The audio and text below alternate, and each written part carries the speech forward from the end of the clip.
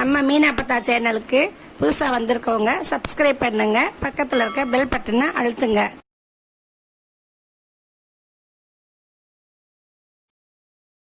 நாங்கப்பா இன்னைக்கு மீனா அப்பத்தா வீட்டில் பால் கொழுக்கட்டை செய்ய போறேன். பால் கொழுக்கட்டை எப்படி செய்யணும்னு உங்களுக்கு செய்முறை காட்டுறேன். இதுல வந்து 3 டம்ளர் 3 அலாக்குன்னு சொல்லுவாங்க. இது எடுத்திருக்கேன், மாவு எடுத்திருக்கேன்.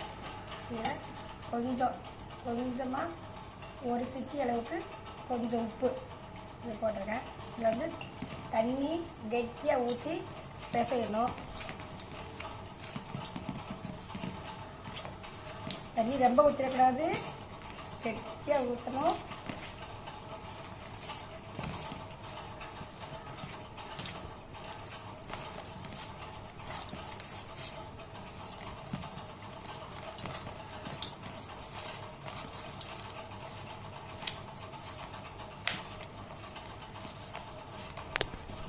புளி போட்டு ஏலக்காய் போட்டு சாப்பிட்டா பாரம்பரியமான இதெல்லாம் உடம்புக்கு நல்லது.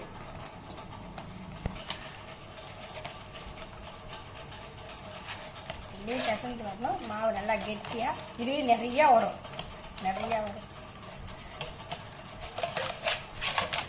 இதே 5-6 பேருக்கு மேலே சாப்பிடலாம்.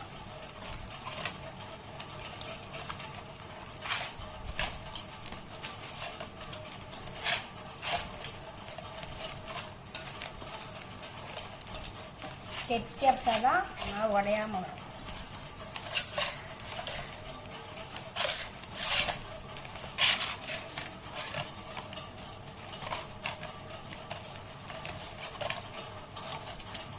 இந்த மாதிரி உணவுகள்லாம் செஞ்சு சாப்பிட்டா உடம்புக்கு ரொம்ப நல்லது, பாரம்பரியமானது.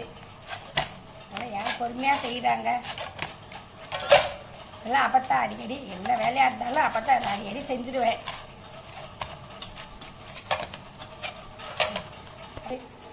கொஞ்சமாக போடணும்.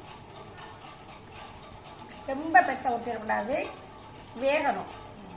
இப்படி போடணும். மாறி இப்படி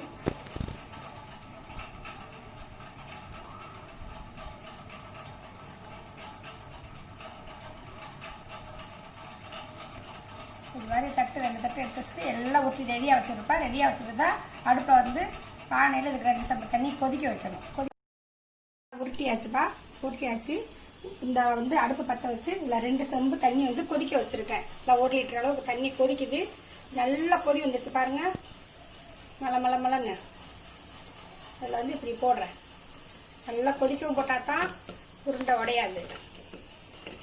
இப்படி எல்லாத்தையும் போட்டுடணும். கொஞ்சம் அடுப்பு சுள்ள பண்ணிட்டு போடலாம். போடும்போது தண்ணி தெரிக்கும். கையில் படாமல் பார்த்துக்கிட்டு கவனமாக போடுங்க.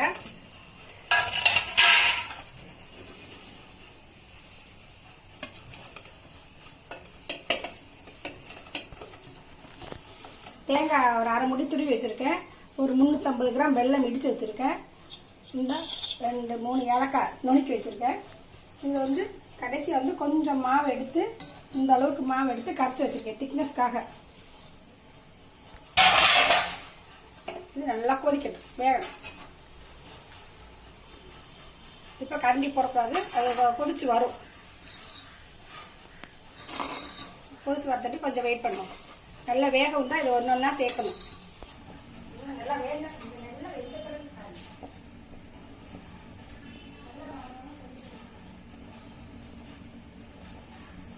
இந்த கீழே வந்து அப்படி கரண்டி போட்டு அப்படி லேசா அடி பிடிக்காம அப்படி லேசா கிளறி விட்டுக்கணும்.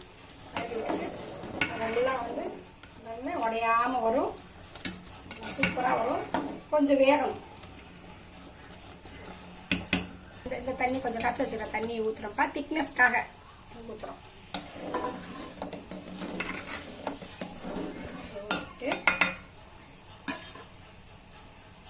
கொஞ்சம் ஒரு கொதி வரட்டும். அப்புறம் வெல்லம் போட போறோம். வெல்லம் போட்டு 2வது கொதியில் துருவன தேங்காய் போட்டு ஏலக்காய் போட்டோம்னா நமக்கு பால் கொழுக்கட்டை ரெடி. அது கொதி வரட்டும். கொதிக்குது.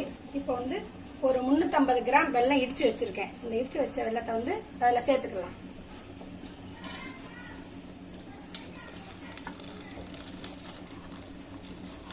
உங்களுக்கு தேவைன்னா இனிப்பு அதிகமாக போடணும் போட்டுக்கலாம்.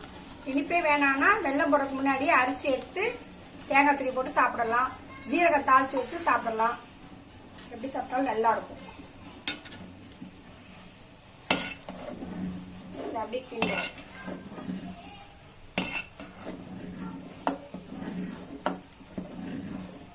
அப்பப்ப கரண்டிலாம் கிண்டிக்கணும். அதுதான் இந்த பானை வந்து கனமான பானையா வச்சிருக்கேன்.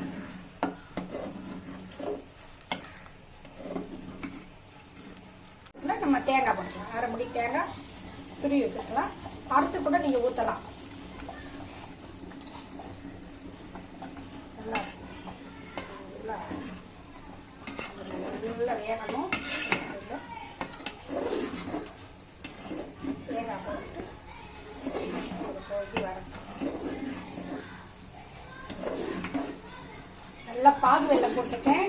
என்னடா மஞ்சள் மஞ்சேன்னு நினைக்காதீங்க, பாகு வெல்லம் தான் நல்லா நல்லா ருச்சி கொடுக்கும். கொஞ்சம் கலர் வந்து வித்தியாசமாக தான் இருக்கும். வெள்ளை வெள்ளையேன்னு பாகு வெல்லம் போட்டோம்னா இனிப்பு வந்து கம்மியாகும். இந்த வெல்லம் போட்டோம்னா நல்லா இனிப்பு நல்லா இருக்கும். இப்போ வந்து இந்த கொதி வரட்டும். வரவும்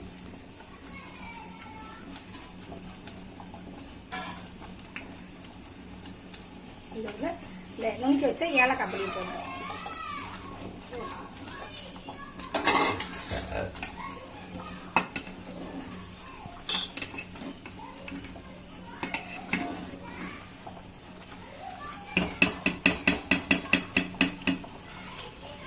என்ன பண்ணுறோம், இதில் வந்து அடுப்பை அணைச்சிட்டு கொஞ்ச நேரம் நல்லா கெட்டியாக சூடாக நல்லா கெட்டியாக வந்திருக்கு.